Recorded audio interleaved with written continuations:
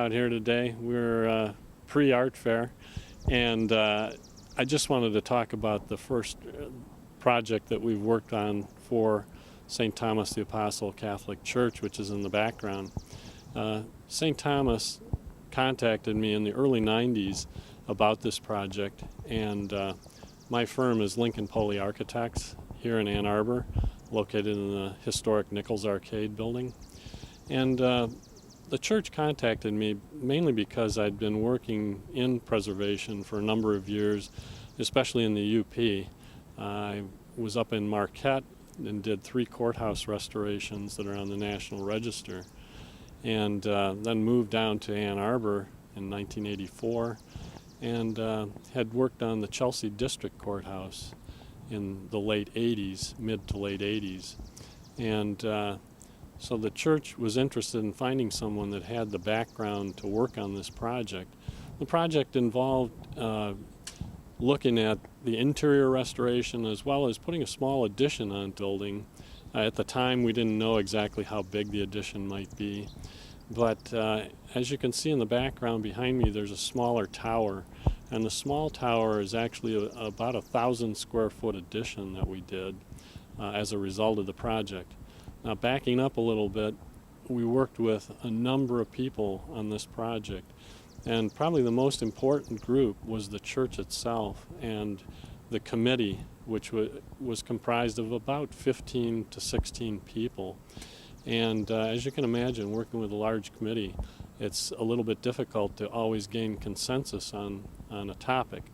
So we did have as an assist on this project a liturgical consultant, Christine Reinhardt, who has worked with a number of churches in southeastern Michigan and throughout Michigan. And she was kind of a guiding force and a leader between the architectural, the structural, mechanical, all of the building components, and especially liturgical artwork, etc., and bridging the gap between all of these consultants and the owner. So I think it was a real important part of the project to have someone like that could look at the project in a liturgical manner as well as trying to gain consensus from a group. And of course the architect and our staff did that also.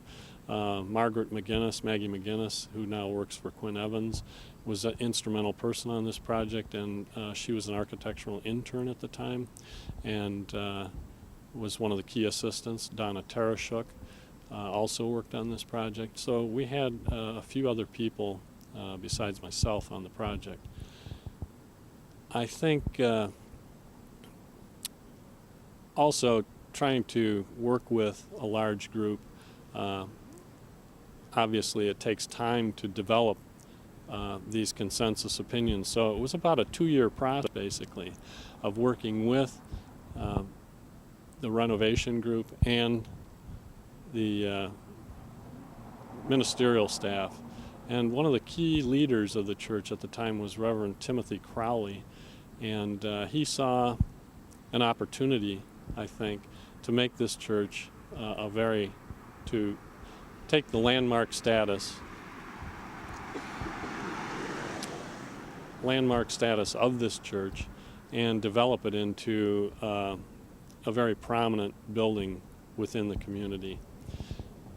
As I look at the building behind me here, you can see the stonework, and the stonework is reminiscent of the train station, the Gandy Dancer restaurant now, that used to be the train station in town, which is at the foot of the hill at the north end of State Street on Depot Street. And that building was constructed by the same architect that did St. Thomas originally, and that was Spire and Roan out of Detroit. And if you look at the two buildings, you'll see many similarities in how the stonework was done and how the building forms were put together. The building behind me is a Richardsonian Romanesque, at least evoked from that style. and it's actually granite fieldstone, and many of the parishioners at the time of the construction of this church worked to bring this fieldstone to the site for the contractor at the time. As you can imagine, there were many craftsmen involved in this and in the original construction, and it was a key element of this project to employ craftsmen that knew the trades, especially stone cutting, stone laying, stone masonry, for the small addition that we have. Now, the small addition was only one small part of a larger project, which mainly the interior renovation was the part of the project that drove the entire project. But as you can see, the small addition that's on the building houses something very functional, restrooms. There was only one small restroom in this church when we took over the project for a seating capacity of over 700 people. So it was a very, very tenuous situation to only have one small restroom. So in the new addition, we developed 2 larger restrooms, an area for bridal changing. Actually, the tower that's there is the bridal changing area, a women's lounge, and a little ante-space before going into the restroom area. The Historic District Commission was very instrumental in making this project work. We went before them to have it reviewed and approved. They were very supportive of the project, trying to follow all of the guidelines that have been established to make this work within the historic district. And we also had some setback issues. The building actually had to be within the required setback, so we had to get a variance for that. But overall, the project worked beautifully. Everyone was very supportive and worked together on this. Just moved to the front entry. We started our little tour over at the actual east end of the building. And when I was standing there, we were looking at a 110-foot tower, the tower on the building. So we've got an 11-story, basically, tower onto this building. That was kind of the focal point originally on the church. And when we put our new addition on, it actually used one of the original entries as the connection between the new connector and the tower or narthex portion of the church. Now behind me, the front entry, we have the original oak doors that have been refinished, and as you'll notice, the entry involves a small terrace out in front. This terrace was part of the project. Originally, the church, the minute you walked out the front doors, you had to go down 3 steps. And accessibility was a real issue for the parishioners. There was barrier-free access on the back of the building, but there was not barrier-free in the front of the building. And the other problem was we had a very limited narthex space at the south end of the church and the entry behind me. So in order to increase that space in good weather, you can come out and use the terrace that we have here now that's been created at the same level as the narthex rather than stepping down. Also, if you'll look to my right or your left, you'll see that a barrier-free ramp has been installed as a part of the project and was fit in between the stone walls that come up to the terrace. There's also a power assist on the door, on the large doors, and this again provides barrier-free access for all at the front of the church. Also, the addition that we did included restrooms that were all barrier-free and barrier-free drinking fountain, etc. The project involved quite a bit of work on the interior, as I mentioned. On the outside here, the stone walls that you see that are flanking each side of the terrace that kind of wrap around the plant materials, those were new, and the garden spaces that have been created are new. It was important that the church have an area that enhanced the green space around it and provided gardens and a more natural setting. The original construction of this church got started in 1896, 1897. It was a few years under construction. It was dedicated in 1899. So it's been around for well over 100 years now. When the project was done, it hadn't reached the 100-year mark. But one of the important things about the project, I think, was trying to find a match for the stone.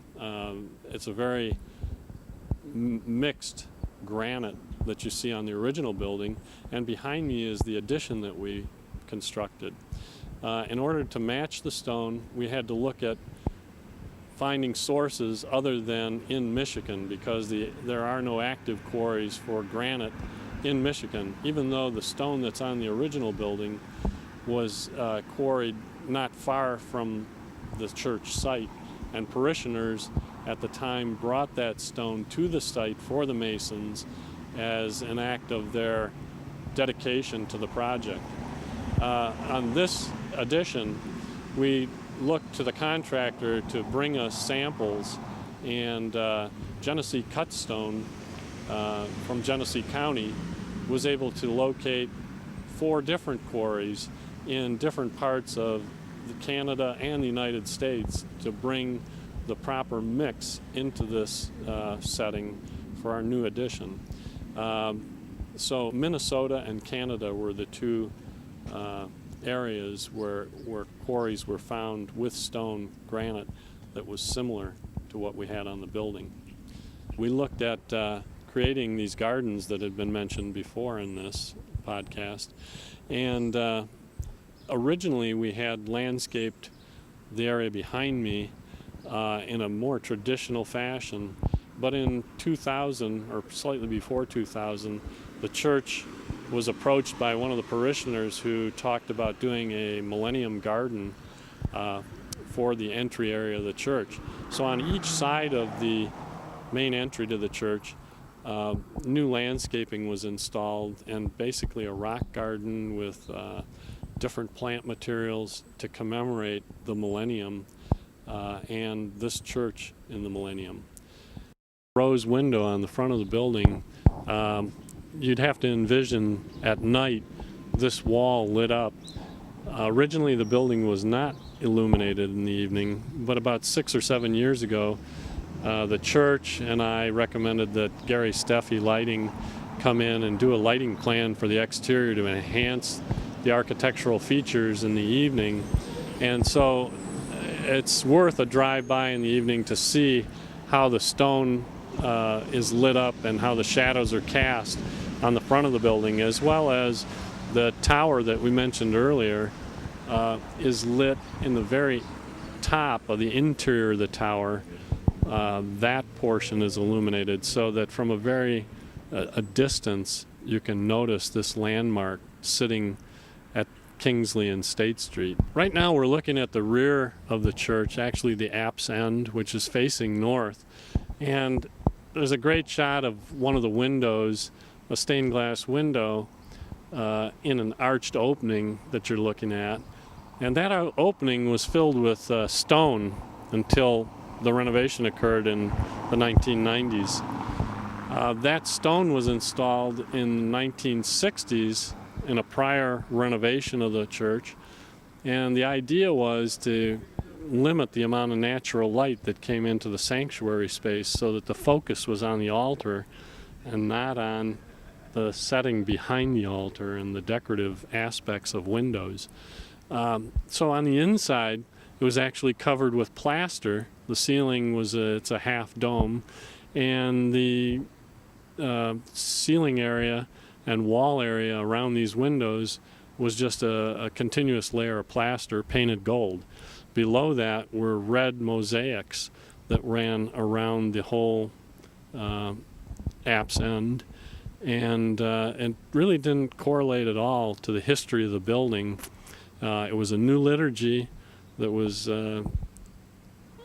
considered by the Vatican at the time to do this type of work to conceal some of the things that might distract during the liturgical or during the Sunday services.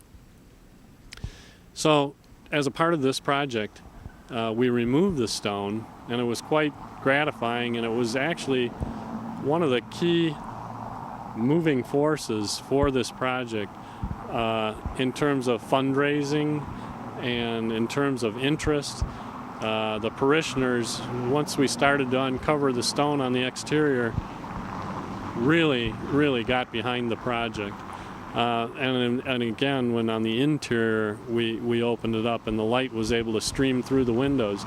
The windows, strangely enough, were left in between the stone and the plaster for the 30 years that they were covered. So that when we knew that they were in there, there was record that they had stayed in place. So when we opened that, to see them again was just phenomenal. And we had a stained glass restoration house come in, take the windows out, take them to the shop, do some repair work, and put them back into place. But really it was minor work that had to be done in terms of the renovation efforts, and for a major focus again within the church.